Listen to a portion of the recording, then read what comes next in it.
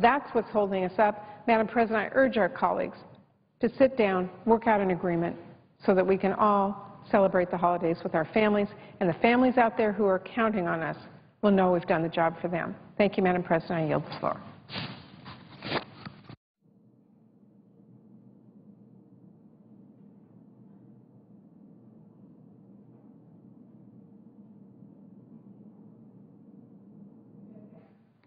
The clerk will call the roll. Mr. Akaka.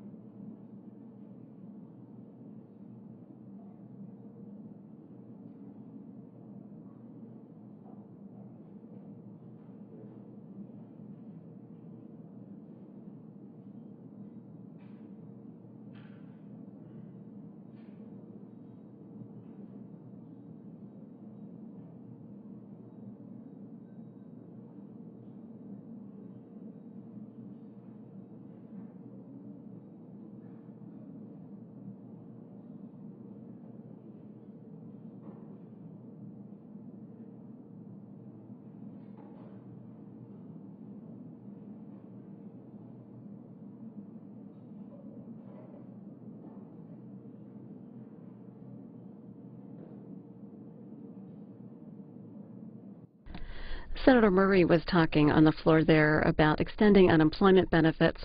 A provision in the Republican payroll tax cut bill passed by the House would cut 40 weeks from the maximum number of weeks the unemployed can receive, and also require drug testing of those receiving benefits. Today, Senator McConnell objected to holding a vote on that bill here in the Senate, saying it's important to fund the government first. Current federal spending expires on midnight Friday. The Associated Press writes that officials say that Democratic lawmakers are considering whether to jettison their demand for a surtax on millionaires as a way of covering the costs of a Social Security payroll tax cut extension. If party leaders go ahead, the Associated Press writes that it would mark a concession to Republicans.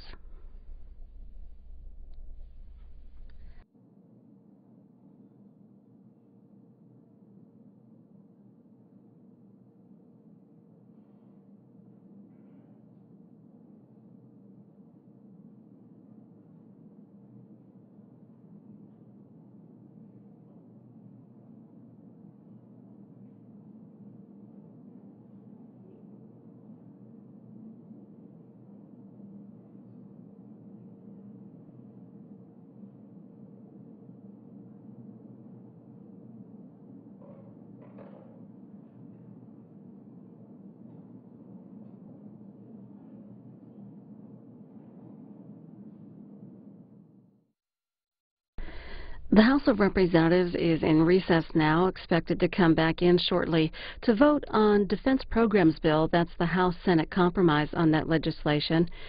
After the House takes care of it, it's expected to come over here to the Senate for a vote. We spoke with a reporter about it.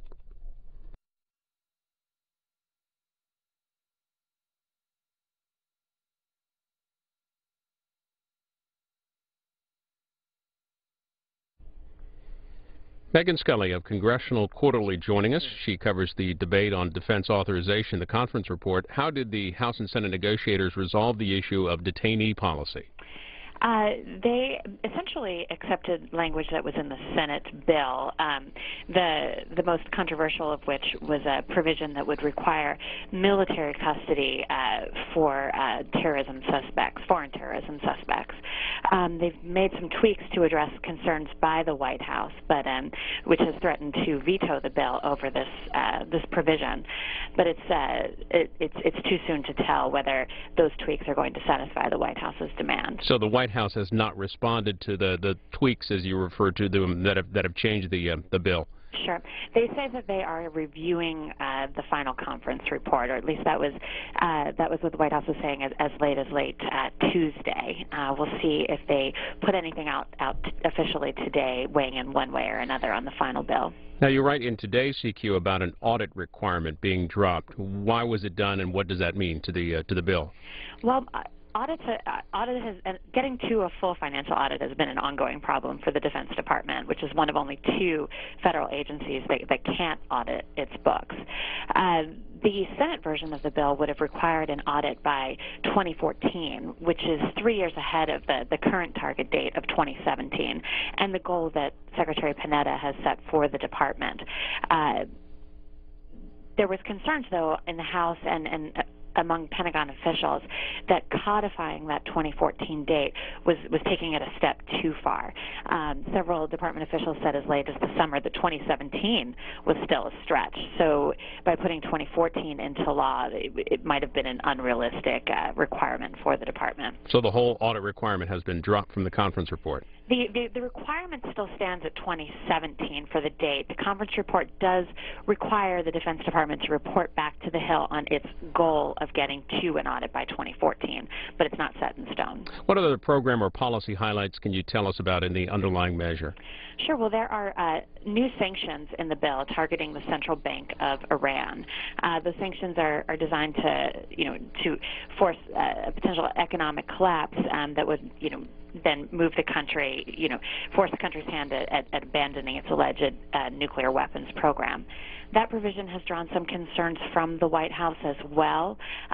There were some tweaks made in conference, but that language has bipartisan support. It passed the Senate on a 100-0 vote. What about in the House? When it comes up for a vote, the conference report, will it pass? It is expected to, yes. Megan Scully with Congressional Quarterly, an update on the debate today in the House on the Defense Authorization Conference Report. Thanks for checking in with us. Thanks for having me.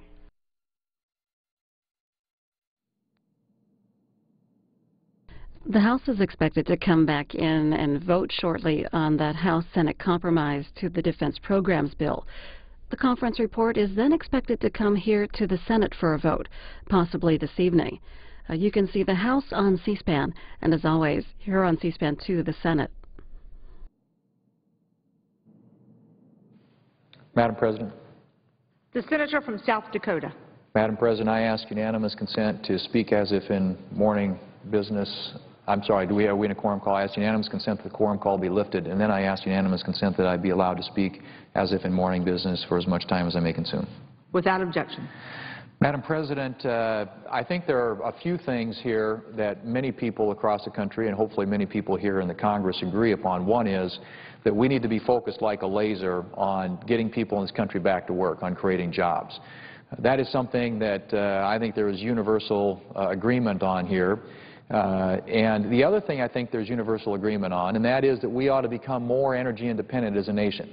We need to be looking for ways in which our country can lessen that dangerous dependence that we have on foreign sources of energy. We import a good amount of our oil from other places around the world, some of them not so friendly regimes, and that's why it's such a mystery as to why the Keystone XL pipeline project is running into such resistance from the administration. It's ironic in many respects because you have even the President of the United States several months ago saying, we're going to have to import some oil. And when it comes to the oil we import from other nations, obviously we've got to look at neighbors like Canada and Mexico that are stable and steady and reliable sources, end quote. That is the President of the United States earlier this year talking about that if we're going to get energy, if we're going to be importing oil, we ought to import it from countries around the world that are friendly to the United States. And I would argue, Madam President, there is no country more friendly to the United States than our neighbor to the north, Canada, which we have a very robust bilateral trading relationship with. We do about $640 billion annually of bilateral trade with our Canadian neighbors.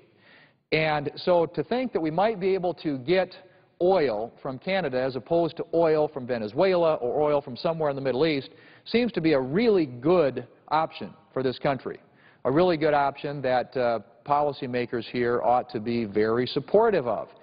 Well, that again makes it an even greater mystery as to why the administration has insisted on blocking even making a decision about whether or not we can develop a project called the Keystone Pipeline, which would take advantage of those oil resources that are available in Canada, bring them into the United States, transport them through a pipeline, 1,700-mile-long pipeline, to refineries here in the United States where that product could be refined and people here could benefit from it, or it could be sold perhaps somewhere else. But nevertheless, it would benefit the economy here in this country.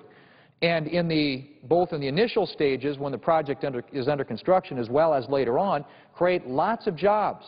I mean, my state alone, the state of South Dakota, and the pipeline would come through South Dakota as it makes its way down to the refineries and other places in this country, would benefit from hundreds of jobs that would be created and $500 million of economic impact, economic activity created just alone in the state of South Dakota, and that's during the construction phase, not to mention all the state and local tax revenue that would benefit many of the local governments across my state of South Dakota and other states through which the pipeline would traverse. And so it is increasingly a mystery. I don't know how else to describe it. Curiosity is something, but it's certainly to those of us who see the great value and the great benefit in getting our oil resources from a friendly country like Canada as to why this administration would be so opposed even to issuing a decision on permitting this pipeline project that would enable that oil to come from Canada through the United States to refineries here in this country.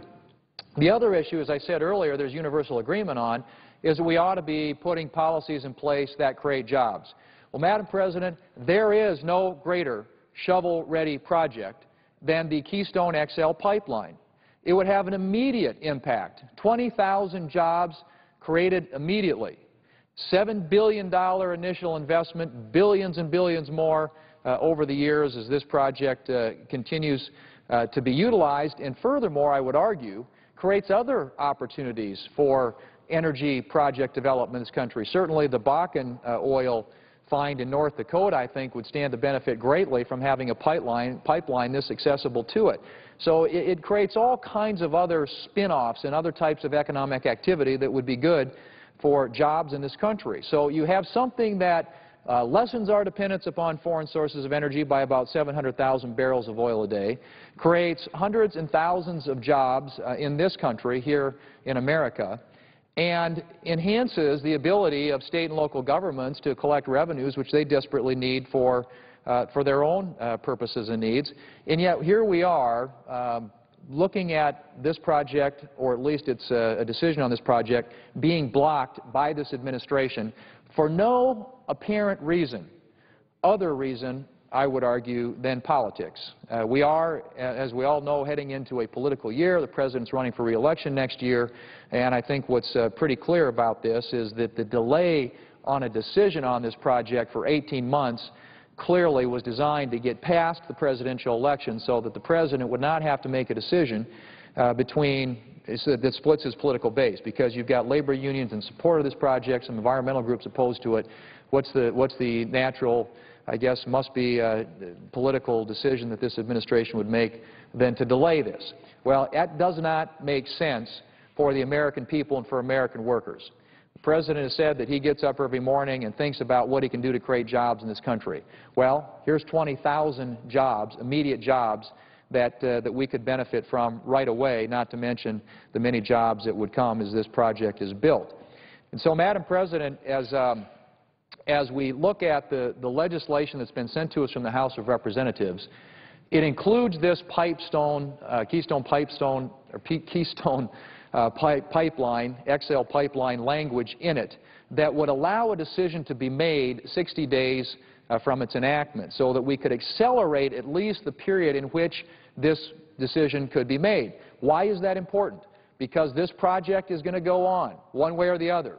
If it's not built here in this country, it's going to be shipped, this energy is going to be shipped somewhere else around the world, perhaps to China or another country, and we, the American workers, the American economy, the American need that we have for energy is not going to be met. We're not going to be benefited. We're not going to be advantaged by having this project here. It's going to go someplace else around the world. That makes absolutely no sense. It makes no sense for our economy, no sense for jobs, no sense for our energy security, no sense for the many states who are in support of this project. And so I would hope that as this debate gets underway on the proposal that was sent from the House of Representatives, that the sticking point, the thing that hangs it up, is not the Keystone XL pipeline. There are people who are probably going to have honest disagreements about various provisions in the legislation being sent to us from the House of Representatives, but one thing that should not delay or in any way detour this from being considered in the United States Senate is resistance to or objections over a final decision being made on the Keystone XL pipeline. I want to just read for you a few things, Madam President, that have been said by some of the folks across this country who think this is a good idea. And many of them represent working people across this country, labor unions. The Teamsters put it this way: the Keystone Pipeline project will offer working men and women a real chance to earn a good wage and support their families in this difficult economic climate. The AFL-CIO: for America's skilled craft construction professionals, any discussion of the Keystone XL pipeline begins and ends with one word: jobs. You look at what's been said by the Brotherhood of Electrical Workers. At a time when jobs are the top global priority, the Keystone Project will put thousands back to work and have ripple benefits throughout the North American economy. Our members look forward to being part of this historic project and pledge to deliver the highest quality work to make it a success. Now, that's what some of the labor leaders in this country are saying. I want to read you what some key Democrats in Congress have said about this, and these are just a few excerpts, Madam President, from Democrat members of Congress. And this is one, and I quote: "America truly cannot afford to say no to this privately funded $20 billion jobs-creating infrastructure project which could bolster our economic, energy, and national security. To that end, we respectfully urge you to ensure that the presidential permit is issued for Keystone XL." Another quote: "Mr. President, America needs the Keystone XL pipeline. It is in our national interest to have a presidential permit issued for Keystone XL as soon as possible." And Madam President, the Department of State's final environmental impact statement reaffirmed the findings of the two previous environmental impact statements, namely that the Keystone XL pipeline will have no significant impact on the environment. And so you have a project that has been okayed by the environmental agencies in this country. The people who have looked at the environmental impacts have essentially said this thing is teed up, it's ready to go. You have the labor organizations in this country who have weighed in behind this, says this is important to jobs in this country, to getting people back to work. And you've got Democrats here in Congress who have weighed in and said that this is a project that should move forward. In fact, there was a vote on this very language that was in a freestanding bill in the House of Representatives here recently, and there were 47 Democrats who came out in support of the Keystone XL pipeline legislation. So you have 47 Democrats on record. Yes? On this point? Yeah. I have some sympathy for the position that I hear the Senator enunciating, that the issue of the pipeline ought not to be the thing that prevents us from moving forward. I personally think the pipeline is absolutely in the national interest. It'll help us reduce our dependence on foreign energy, at least foreign sources that are hostile to our interests. The big question is, at least for this senator, would the language permit a rerouting of the line within the state of Nebraska so that the question of the Ogallala Aquifer would not be addressed? Is it the senator's understanding that the language that has come to us from the House would permit Nebraska to reroute the line to avoid the aquifer? My understanding is, and if I would, Madam President, through the chair, say to my colleague from North Dakota, my understanding is that the legislation does permit that to happen. And that is why I believe the state of Nebraska, including the governor and our colleagues here in the United States Senate from Nebraska, have now come out in support of this, whereas previously there had been some concern about the Ogallala Aquifer. My understanding is that the legislation allows for that issue to be addressed. I've got some statement here from the governor of Nebraska expressing his support for this legislation. So it strikes me at least that that should not be an issue that in any way deters consideration of this pipeline, and that we shouldn't have to wait 18 months. I mean, I'm saying to my colleague from North Dakota, and I think he recognizes the value of this. He's from North Dakota, and obviously his is a state that could be favorably impacted by the economic activity resulting from this pipeline, that if we don't do this, somebody else is going to benefit from it. This thing is not going to wait around. There is oil, there are vast oil sands reserves up in Canada. They're looking for a place where they can get this to a refinery and get it refined. And if the United States, if we don't move forward with this, some other country is going to benefit. Just say to my colleague, Canada is going to develop this resource. This oil is going to go somewhere. It, to me, is absolutely in our national interest for that oil to come to our country. And if the language is as the senator represents, that it permits the rerouting of the line within Nebraska to avoid the issue with the Oglala aquifer, then I, for one, on this side, would hope that this could be part of a final package. And I hope that this is something we could work through in the coming hours. This should not be the thing that prevents us from reaching across the aisle, reaching across the divide between the two chambers, and achieving a result that is critically important for the country.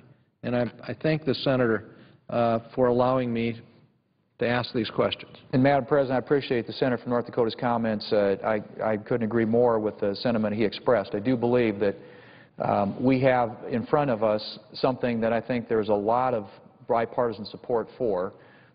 Extension of unemployment insurance benefits with some reforms, payroll tax cut extension, fix for the physician reimbursements under Medicare, a number of other things that I think have been put into this with an eye toward not only addressing what are some very serious concerns, many of these things expire at the end of the year, as well as something that would really create jobs, that has a jobs component to it, that would do something positive for our economy.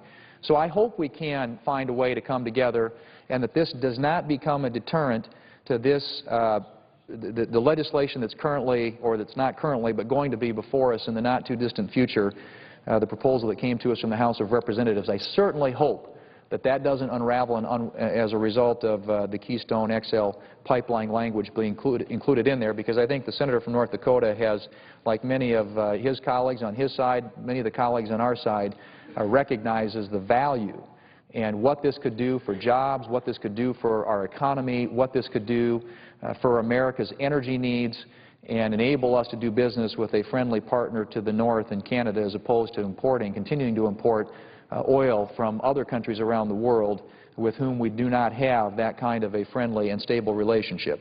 And I would hope that the President of the United States would make a decision not to get in the way or assert pressure on members on his side to vote against this simply because it includes this particular provision. It's good for America. It's good for the states that are impacted, many of the local governments who would benefit from this, and it's certainly good for jobs in the economy, as has been voiced by the various the labor unions across this country who represent working Americans. 700,000 barrels of oil coming to America from Canada, creating economic activity and jobs here in this country, versus 700,000 barrels of oil going someplace else around the world and some other country benefiting, and us having to become even more dependent upon foreign sources of energy. So, Madam President, again, I don't know what to say, that this is, to me, a no-brainer, and I hope that the United States Senate will find its way before we adjourn for the Christmas holiday to enact this legislation and that has been put forward that would enable this project to be decided. It doesn't prescribe one way or the other what the President does. It says the President either has to approve it or give a reason why it's not in the national interest. And I see the other senator from North Dakota, Senator Hoeven, here as well, has been a leader on this and involved in getting this legislation introduced. I think both my colleagues from North Dakota and I recognize its importance, and I hope that we can move legislation that will get this project decided one way or the other. In my view, preferably an affirmative decision that would allow it to move forward. Madam President, with that, I yield the floor. The senator from North Dakota. Madam President, I wanted to come to the floor to discuss the question of extending the payroll tax cut, dealing with unemployment insurance, dealing with compensation for doctors who treat Medicare patients, also addressing the question of the alternative minimum tax, and of course the other tax extenders as well, because this is a key moment for the country. As I expressed earlier, as Senator Thune was addressing the body, I personally do not believe that Keystone Pipeline should hold us back. This is something upon which I think we could get broad agreement. And especially if the language is as the senator is represented and as Senator Hoeven has assured me, that it permits the state of Nebraska to reroute that line so the Oglala aquifer is not endangered. It is, in my judgment, entirely in the national interest to get the Keystone Pipeline advanced. So that should not be the thing that hangs us up. As we look at things that are holding back the economy, unemployment remains far too high. The housing crisis continues. We have weak consumer confidence and demand. That really is at the heart of our ongoing economic weakness. Personal debt is still near record levels. We have tightened borrowing standards for businesses and consumers. I hear this very often, that even good businesses that have good track records at paying back loans can't secure the credit that they need to expand. And we have state and local budget cutbacks continuing.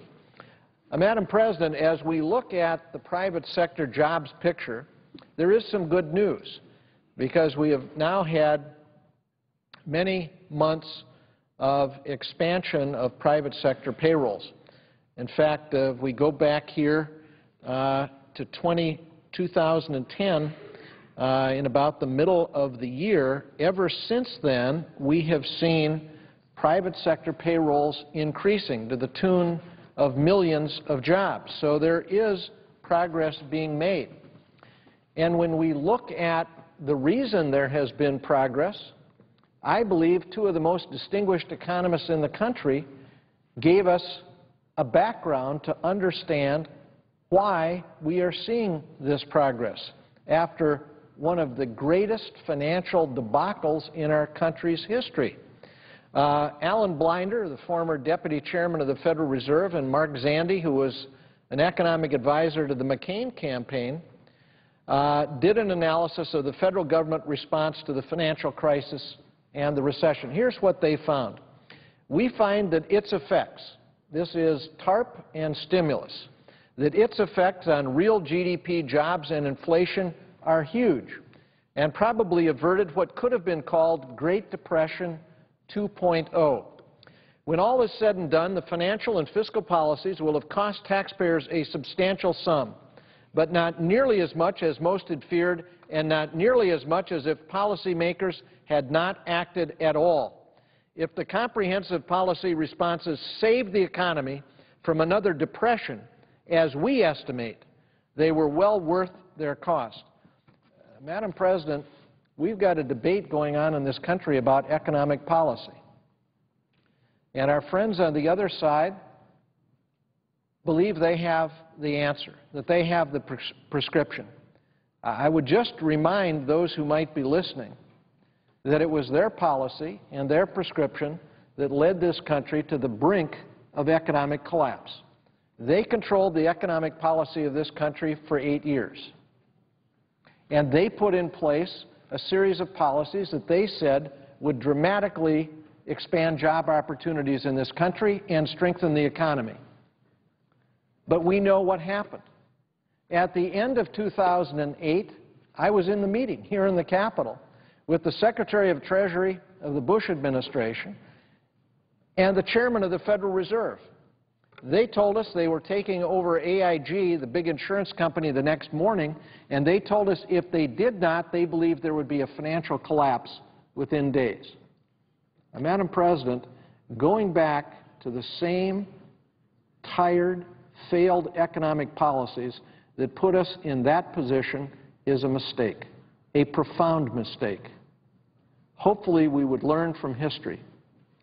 And I believe what is needed now is for America to act, to take steps to strengthen the economy in the short term, but to combine that with fiscal discipline over the mid and longer term so that we can get back on track, so that we face up to this debt threat.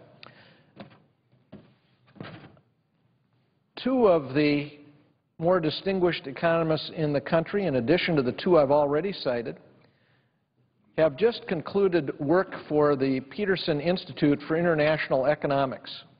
These are the Reinhardts, Dr. Carmen Reinhardt and Dr. Vincent Reinhardt, and this is what they concluded following severe financial crises. They found that economic recoveries are shallower and take much longer. Here's what they said in their analysis. Real per capita GDP growth rates are significantly lower during the decade following severe financial crises. In the 10-year window following severe financial crises, unemployment rates are significantly higher than in the decade that preceded the crisis. The decade of relative prosperity prior to the fall was importantly fueled by an expansion in credit and rising leverage that spans about 10 years.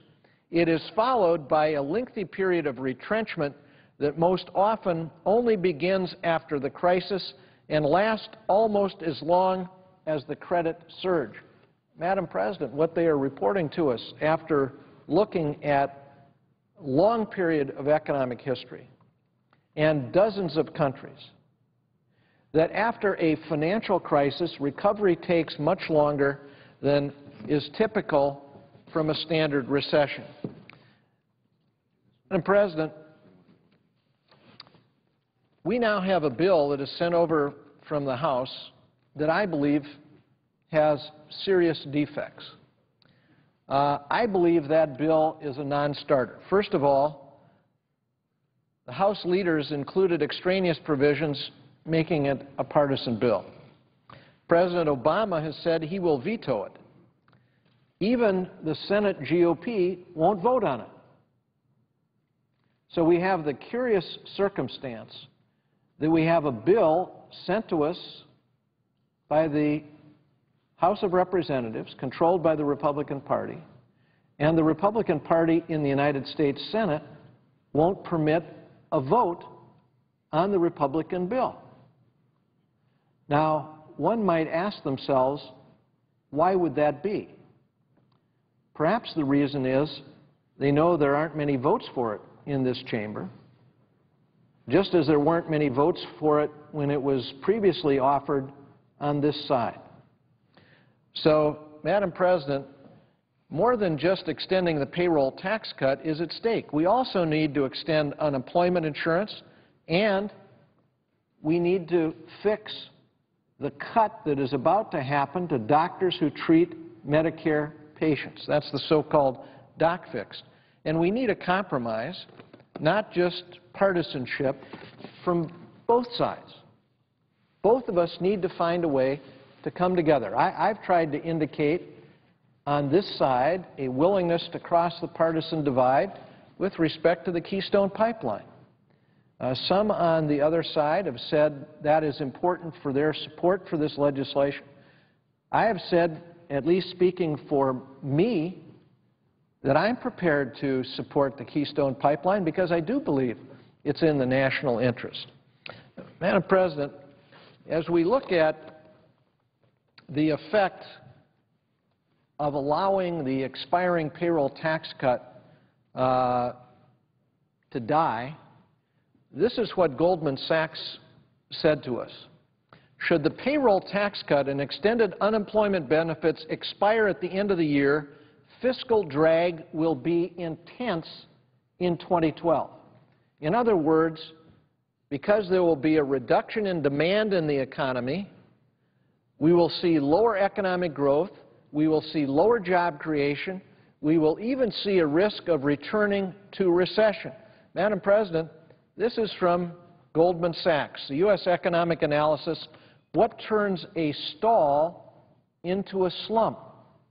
And they are telling us one way to turn a stall into a slump is to fail to extend the payroll tax cuts and to extend unemployment insurance benefits to those who have been out of work for extended periods of time. That's not just the view of Goldman Sachs. I wrote a letter to the Congressional Budget Office that's nonpartisan, and I asked them for which of the policy initiatives that we could take would give us the biggest bang for the buck. And what they told us is number one would be extension of unemployment insurance. Why? Because the people who receive those benefits are most likely to spend the money. That means there would be increased demand in the economy, and that would give additional lift. Now let me be swift to add. For those who are concerned about deficit and debt, I'm with you, absolutely. Because our long-term threat is this growing debt. But CBO has told us in testimony before the Budget Committee, there is no contradiction between taking steps in the short term to give lift to the economy and taking steps in the medium term and the longer term to rein in deficits and debt. Madam President, J.P. Morgan Chase has said this on expiring payroll tax cut and emergency unemployment benefits. We have a 10-minute time limit, and you have consumed 10 minutes. Madam President, I'd ask unanimous consent for an additional 3 minutes. Without objection. I thank the Chair and I thank my colleagues. This is what J.P. Morgan Chase said with respect to the expiring payroll tax cut and emergency unemployment benefits. For 2012, the more important issue is what happens to expiring stimulus measures. Together, the payroll tax cut and the emergency unemployment benefits have lifted household disposable income by about $150 billion this year. If they expire as scheduled, consumption growth early next year would be challenged. In our baseline view, the drag from tightening fiscal policy, including expiration of the payroll tax cut and emergency unemployment benefits, could subtract 1.5% to 2% from GDP growth next year. Since GDP growth is only forecasted at 2.5% to 3%, a reduction of 1.5% to 2% would be a dramatic reduction. Madam President, this is what Mark Zandi, the chief economist of Moody Analytics, said. If policymakers do nothing here, if Congress and the administration just sit on their hands and they do nothing, the odds are very high we'll go into recession early next year. We have a payroll tax holiday, all of us. We'd be in recession right now without it. If they don't extend that, at the very minimum, we'll likely go into recession. Madam President, I hope very much that colleagues are listening. I hope very much that we are able to proceed to address this matter of extending the payroll tax cut and of extending unemployment insurance. I think I want to end as I began. If we had not had the government response in TARP and stimulus, Zandi and Blinder, two of the top economists in this country, one who was an advisor to the McCain campaign, one who is the deputy chairman of the Federal Reserve, have said we would be in a depression today. We would be in a depression today with 16% unemployment and 8 million fewer people having jobs. We ought to pay close attention to that advice. We ought to act on it. And we ought to do it together. We ought to find a way for principled compromise on both sides. Madam President, this body is bigger and better than we're demonstrating at this hour. We have the chance to prove to the American people that we are worthy of their confidence and that we are able to respond and do the urgent business of the nation. I hope we don't disappoint them. I thank the Chair and yield the floor, and I thank my colleague for the courtesy of the additional time. Madam President, The senator from North Dakota. I rise to speak on the subject of the Keystone Pipeline. I would like to begin by thanking my esteemed colleague from the great state of North Dakota. Appreciate very much his support for this important project, as he's just again expressed. This is something that we've worked on for a great length of time. It's something that we have quite a bit of background and experience with, energy production and the infrastructure needs that go with it. And again, I want to express my appreciation to Senator Conrad for his support of the project and also for expressing, and I think doing so in very eloquent terms, in terms that are very much appreciated, that he feels that this is something that needs to advance, that he feels that as we work forward in terms of determining how to handle the payroll tax holiday issue, that this is something that can be helpful and constructive. Would the senator yield for just a moment? There's a leadership request. I will. North Dakota. I ask unanimous consent the period for morning business being extended until 7:30 p.m. with senators permitted to speak for up to 10 minutes each. Without objection. Again, I thank the senator for his courtesy. I ask unanimous consent that this unanimous consent request appear following the senator's remarks so his remarks are not interrupted in the record. Without objection. Thank you, Madam President. Again, my appreciation to my esteemed colleague from the state of North Dakota. I'm here to speak in support of the Keystone Project, and you might say why? Why is it important that we move forward with this project? Well, first and foremost, because it is a tremendous job creator, but also because it reduces our dependence on foreign sources of oil, as well as improving environmental stewardship. And I want to take a minute to talk about all three aspects of the legislation. Together with my colleagues, I've put forward the North American Energy Security Act of 2011. Essentially, that legislation clears the path to move forward with the Keystone XL pipeline project. Now, for those who may not be familiar with Keystone XL pipeline, I brought this chart that actually shows the route that it travels. It's a 1,700-mile-long pipeline which runs from Alberta, Canada, down to our refineries in the Gulf Coast region. As you can see, it's this blue line laid out on the chart. Right next to it, we have another line, this red line. This is the Keystone pipeline. Take just a minute to talk about that because it's important, I think, in the context of what we're trying to do with Keystone XL. Prior to being elected to the Senate, I served the state of North Dakota for 10 years as governor. During that time, we worked with many companies to develop pipeline infrastructure in North Dakota as we produce more and more oil for this nation. But we also worked with our neighbors from the north who provide oil to our country as well. In fact, 2.2 million barrels a day to move that product safely into our country. This pipeline, the Keystone Pipeline, built by TransCanada, as you can see, tracks from Alberta, Canada, all the way down to Pawtucket, Illinois. So it's similar in that it brings Canadian crude into our refineries here in the United States, which is refined and reduces our dependence on other foreign sources of oil. About 590,000 barrels a day flows through the Keystone Pipeline right now. So when we talk about the Keystone XL project, we're not talking about something that hasn't been done before. In fact, we just got done permitting this pipeline, which is almost identical, bringing oil from the same place, roughly in Canada, down to refineries into the United States. That's already been approved by EPA and the Department of State.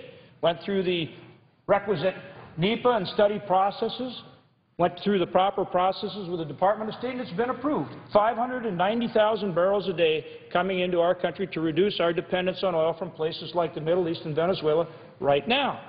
So when we talk about Keystone XL, we're really not talking about doing anything we haven't already done. This pipeline, which would run just a little bit to the west, again, roughly starts up at about the same place, Alberta, Canada, comes down further than the existing Keystone Pipeline down to our refineries. And it's important to note that this isn't just about moving crude oil from Canada to the United States. This is also about moving oil within the United States. In this part of our country, in North Dakota and in Montana, we are producing a tremendous amount of oil. My home state of North Dakota today is closing in on oil production of 500,000 barrels of oil a day. So we will put 100,000 barrels a day of crude oil, light sweet crude, into this pipeline as well. So it's not just about moving Canadian oil into our country, it is about moving oil within our country. Production from the Bakken region in the Williston Basin down to our refineries. Also, you'll notice that the pipeline comes down to Cushing, Oklahoma. Right now we have a backlog of oil in Cushing, Oklahoma, and this pipeline will move oil from Cushing down to the refineries in Texas and Louisiana. So it helps solve bottleneck issues, moving oil in our country, which will help reduce prices to consumers as you eliminate some of these bottlenecks and price disparities. So again, I go back to the point of my being here today talking about this legislation, which is solutions-oriented legislation, problem-solving legislation. And what it does is it creates jobs, it reduces our dependence on Middle East oil, and again, it provides better environmental stewardship. So when I say it's solutions-oriented, what do I mean by that? The issue, as I think most people who followed this issue will recall, the concern or the problem was in the Sandhills region of western Nebraska. Concern had been expressed about going through the Sandhills of Nebraska, that's an area where we have the Ogallala Aquifer, and that there was concern there that that might be an issue should there be any kind of breach in the pipeline. So that was the issue. However, the state of Nebraska recently had a special session.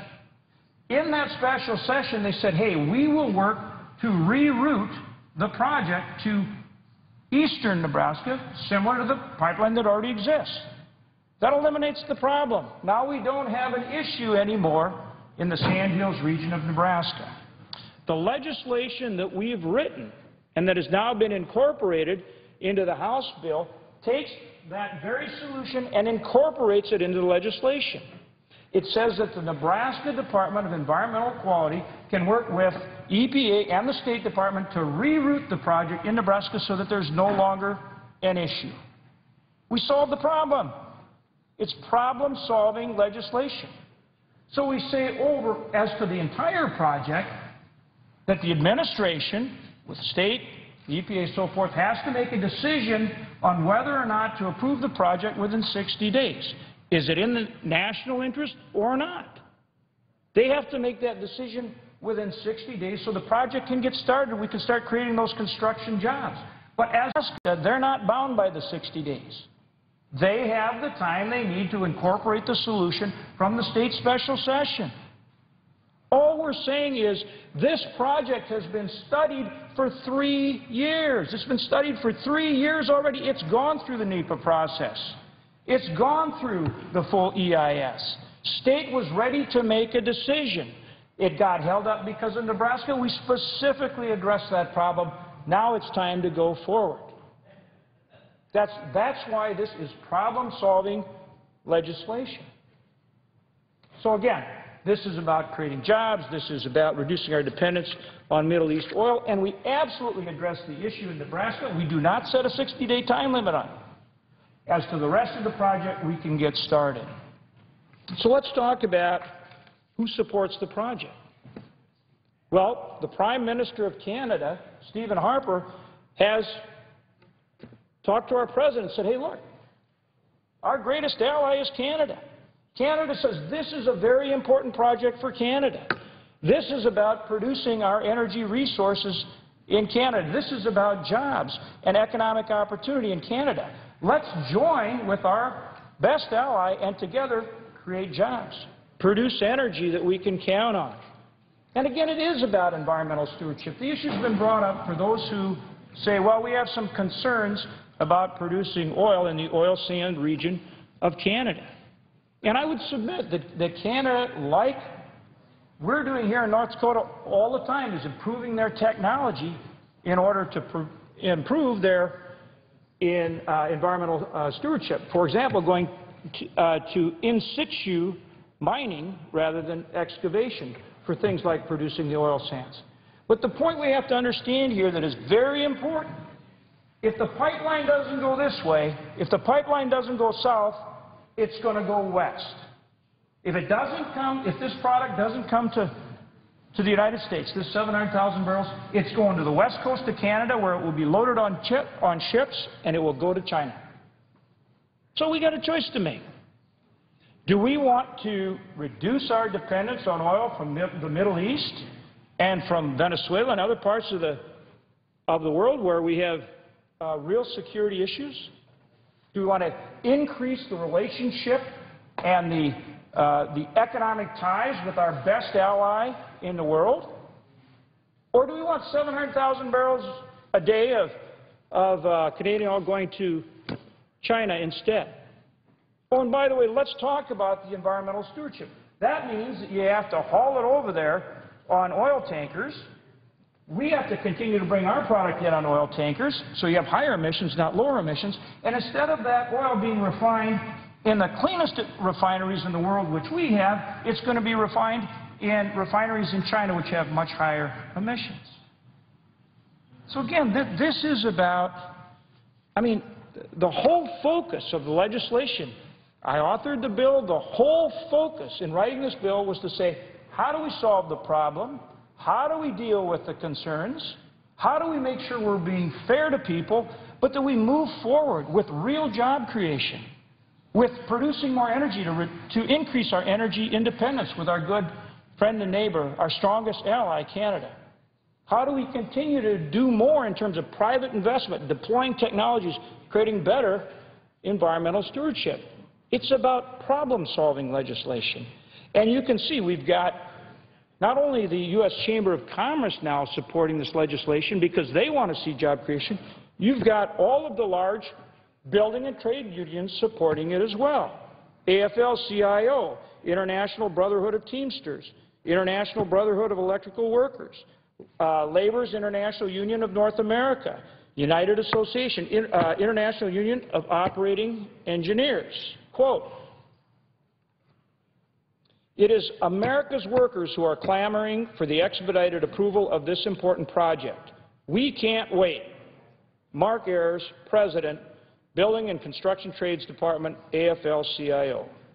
Quote, "The Keystone Pipeline Project will offer working men and women a real chance to earn a good wage and support their families in this difficult economic climate."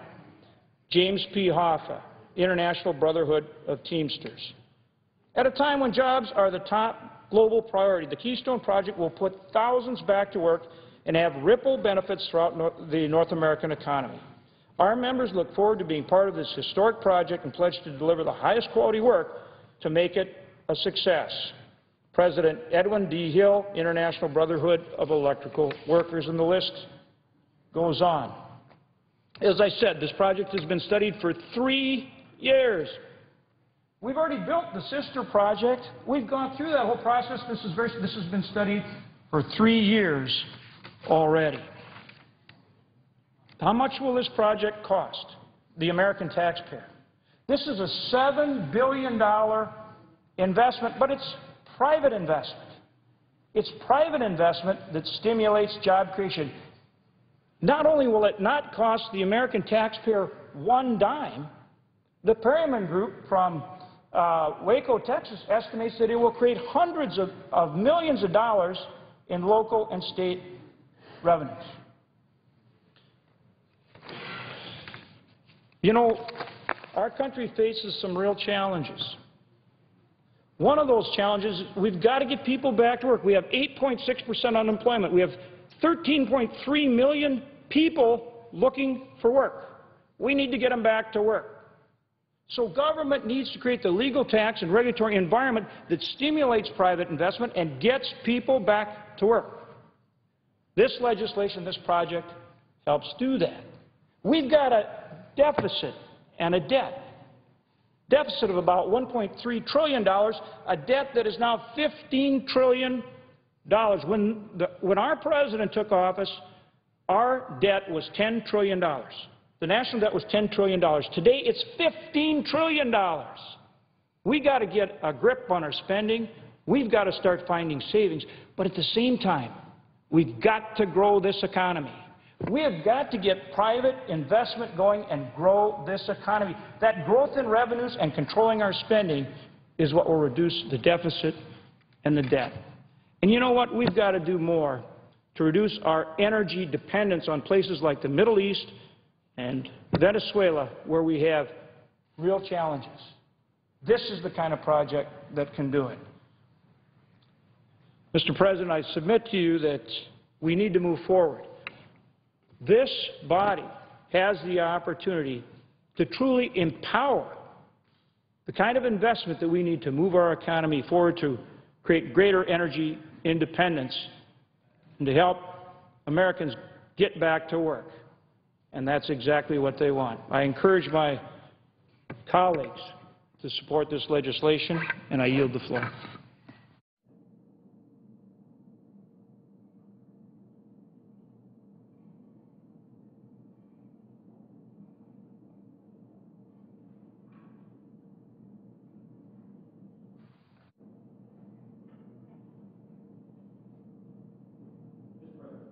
The senator from Illinois. Mr. President, too often we have set-piece speeches in the Senate without any resort to the traditional debate where two sides are equally dividing time without a set script on a critical issue before our country. And so I'd like to restart the true Senate tradition of debate with a debate with my colleague from Delaware, and I'll yield to him right now.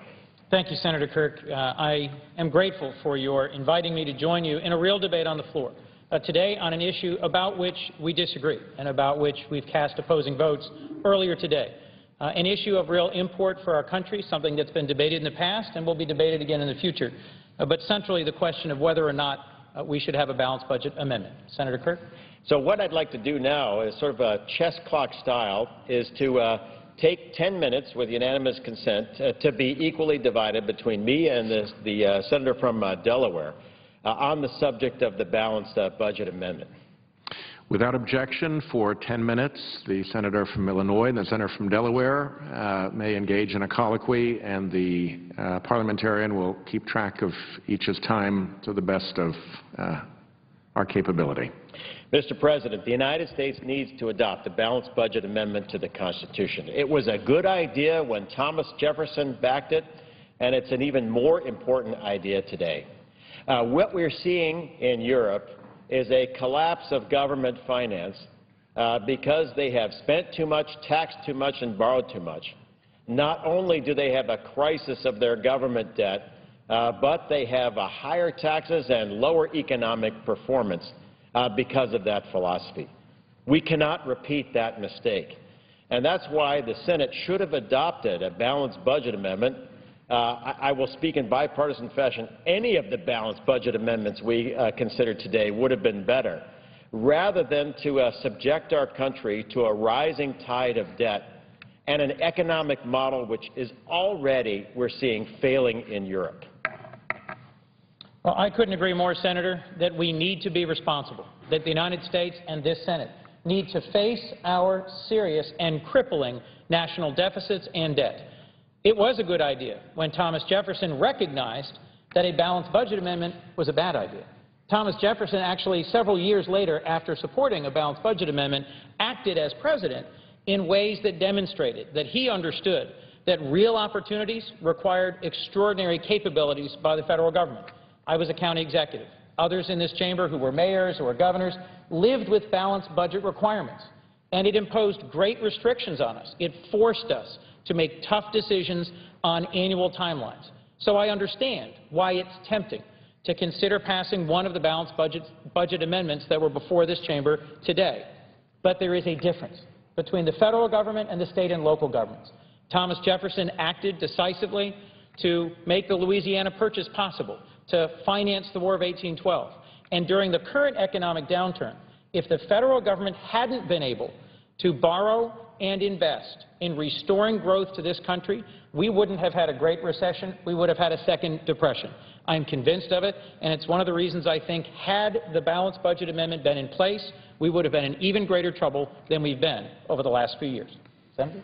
What we see now today, though, is that we are awash in $15 trillion in debt. Since the creation of the AAA credit rating by Standard & Poor's, the United States has now lost that rating. When a young American is born today, they already owe the federal government $40,000.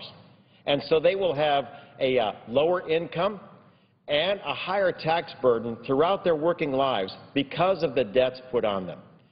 The biggest reason for a balanced budget amendment, though, is we have a structural inability to represent young Americans.